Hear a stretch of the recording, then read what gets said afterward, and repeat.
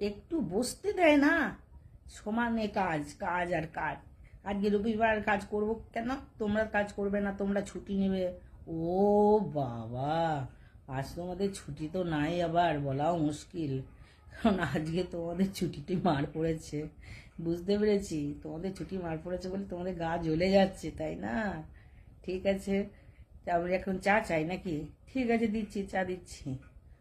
তো আজকে চাকরিবাবুদের একটা ছুটি মার পড়েছে বলে তাদের যে কি অবস্থা, দুর্দশা, তার বলার নাই। তারা সব ভাবছে যে এই ছুটিটা যদি আর একদিন পেত, তারা একটু এনজয় করতে পারতো। সানডেতেই রিপাবলিক ডে, ও ভগবান, একটা ছুটি মার পড়লে তাদের যে কত লাগে গায়ে, যেন মনে হয় যেন এই মাছকে জল থেকে তুলে জাঙ্গায় যদি রাখা হয় যে অবস্থা হয়, তাদেরও ঠিক সেই অবস্থাটাই হয়েছে। কিন্তু কিছু তো করার নাই, যেদিনে যেটা হবার সেটাই হবে। কপালে যেদিন না থাকে তাহলে আর কি করে পাবে বলো?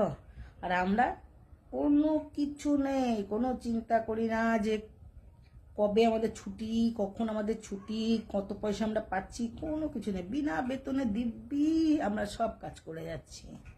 তাহলে আমাদের কেমন লাগে বলো? হ্যাঁ।